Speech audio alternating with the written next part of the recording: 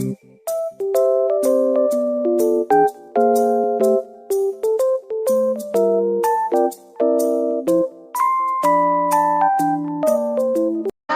stay awake for too long. Don't go to bed.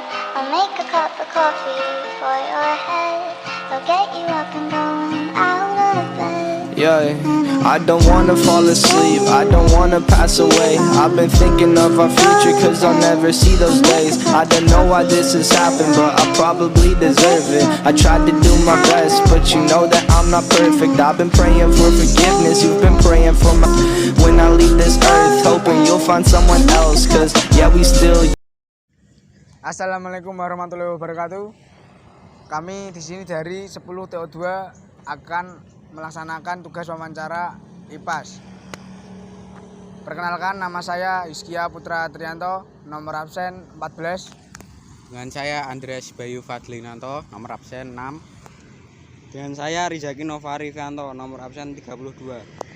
Ya, langsung tanpa berlama-lama, langsung saja kita saksikan. Let's go.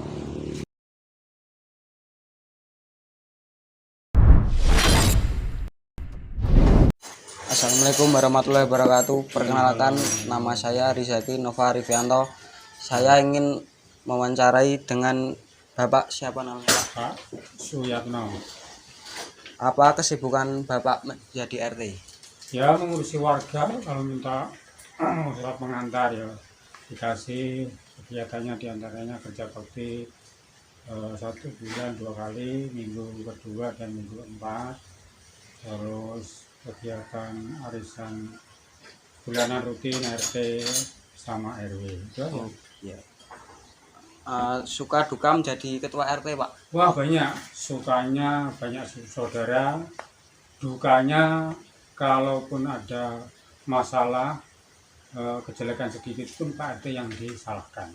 Itu sebagai seorang ketua RT seperti itu. Oh iya. Jadi RT itu gajinya berapa, Pak? Gaji RT itu kalau sementara ini yang saya terima bukan gaji ya, istilahnya uang transport, uang saku. Itu antara yang saya terima dari pertama sampai sekarang itu 600.000 per bulan. Ya. Itu Gandhi. Bapak menjadi RT sudah berapa lama, Pak? Saya menjadi RT itu sudah 4 periode. Dari tahun 2013 sampai sekarang. Jadi sudah 4 periode. Sistem pemilihan ketua RT gimana, Pak? Kemarin sistemnya coblosan, modelnya coblosan. Tiap kakak di atas umur 17 punya KTP ikut pemilihan ketua RT melalui coblosan. Itu aja. Bagaimana Bapak menghadapi warga Bapak yang sulit diatur? Ya, itu memang dukanya seperti itu. Kita harus sebagai ketua RT harus istilahnya mengayomi, mendinginkan, ya harus istilah banyak silaturahmi yang dilakukan warga yang sulit itu. Biasanya kita datangi 1, 2 kali, 3 kali datangi. Kalau sudah tidak 3 kali sudah tidak bisa diatur, saya tinggalkan. Gitu aja. Oh iya. Kalau ada masalah itu Bapak menghadapi masalah sendiri atau sama siapa, Pak? Ya, sama pengurus, terutama sesepuh kita, sesepuh warga RT 10. Kita panggil sesepuhnya dan pengurus, kita lakukan pemusyawarah bersama supaya nanti ada keputusan yang bermanfaat. Oke. Itu saja. Wassalamualaikum warahmatullahi wabarakatuh. Oke, siap.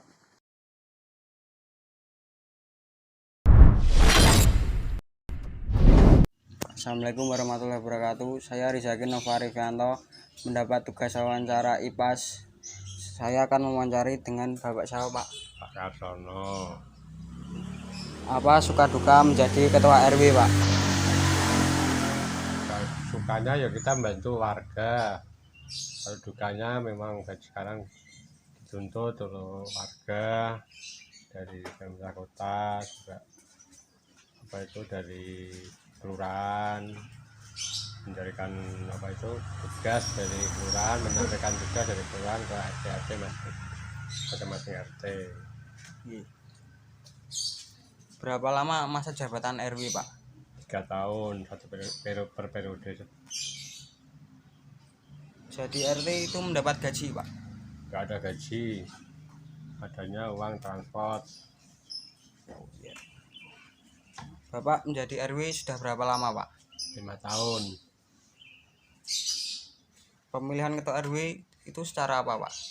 Secara pemilihan oleh warga, seluruh warga RW. Bagaimana Bapak menghadapi warga Bapak yang sulit diatur? Ya, kita harus sabar.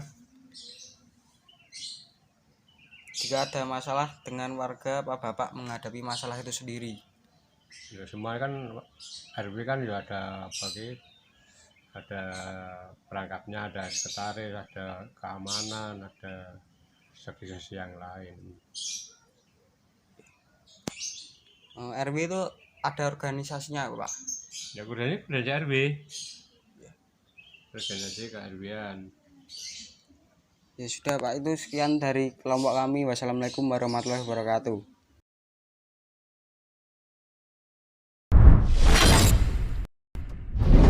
Assalamualaikum warahmatullahi wabarakatuh. Perkenalkan, nama saya Hizkia Putra Trianto dari kelas 10 TO2. Di sini saya akan melaksanakan tugas wawancara yang diberikan oleh Ibu Yuni sebagai guru IPAS. Di sini dengan Mas siapa? Dengan Mas Atin. Apa kesibukan Mas untuk sekarang? Kesibukan saya saat ini bekerja di Hotel Horizon Semarang sebagai housekeeping dan sibuk berorganisasi di Karang Taruna. Oke. Apa latar belakang Karang Taruna, Mas? Latar belakang Karang Taruna dibentuk sebagai wadah pemuda-pemudi atau anak-anak muda agar kedepannya bisa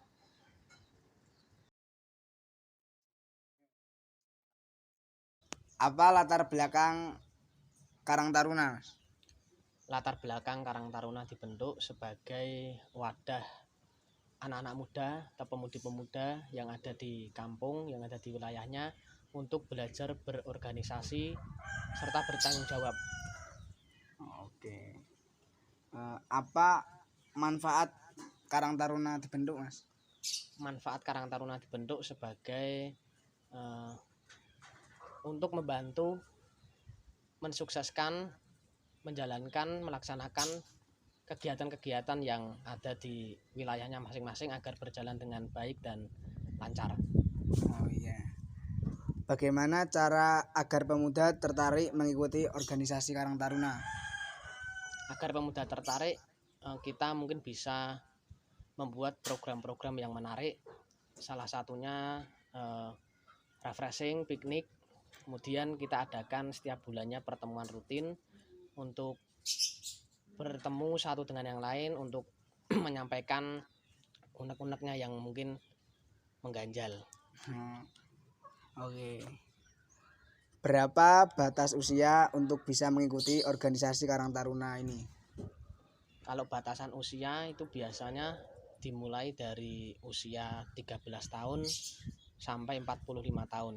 Nah, ini yang mungkin sering jadi problem. Biasanya anak-anak muda itu kalau sudah menikah keluar dari Karang Taruna. Nah, ini yang salah. Padahal walaupun sudah menikah, selagi belum berusia 45 tahun masih bisa disebut Karang Taruna dan masih boleh ikut kegiatan Karang Taruna. Berarti sebenarnya itu masih bisa ya, Mas? Masih bisa. Oke. Sejak kapan Mas ini mengikuti kegiatan atau organisasi Karang Taruna? Saya mengikuti organisasi Karang Taruna sejak usia 13 tahun, dimulai dari Karang Taruna tingkat RT, tingkat RW, kemudian tingkat kelurahan. Sampai sekarang saya masih aktif di ketiga-tiganya. Kalau boleh tahu Mas ini sebagai apa Mas di organisasi ini? Di tingkat RT saya sebagai sekretaris dari Karang Taruna, dan di tingkat RW saya sebagai seksi agama untuk Karang Taruna tingkat RW, dan di kelurahan kebetulan saya jadi Kalau Masnya nih di organisasi Karang Taruna ini sebagai apa Mas? kalau saya di tingkat RT kebetulan jadi sekretaris dari Karang Taruna. Kemudian di tingkat RW saya jadi seksi agama Karang Taruna RW. Kemudian di tingkat kelurahan kebetulan saya jadi ketua Karang Taruna kelurahan. Ada nggak Mas pemuda atau pemudi yang susah diatur? Itu cara menyikapinya gimana Mas? Kalau susah diatur itu pasti ada di setiap daerah, setiap wilayah itu pasti ada. Mungkin setiap pertemuan jarang hadir, setiap pertemuan mesti menghindar, itu pasti ada. Nah, cara kita menyikapinya mungkin kita berikan edukasi tentang pentingnya Karang Taruna sebagai tempat untuk belajar anak-anak muda berorganisasi, sehingga saat nanti beranjak ke dewasa mempunyai rumah tangga sendiri itu sudah tidak kaget dengan organisasi. Karena setiap orang itu kan pasti akan menikah, pasti akan dewasa, punya keluarga, punya anak, punya istri. Nah, maka Karang Taruna itu penting dididik sejak dini. Buat sebelum penutupan Mas, motivasi apa yang akan disampaikan untuk Karang Taruna sekarang ini?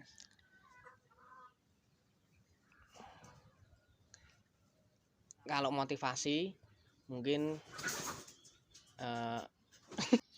Sebelum penutupan Mas, apa motivasi Mas untuk pemuda-pemudi Karang Taruna angkatan yang sekarang dan selanjutnya?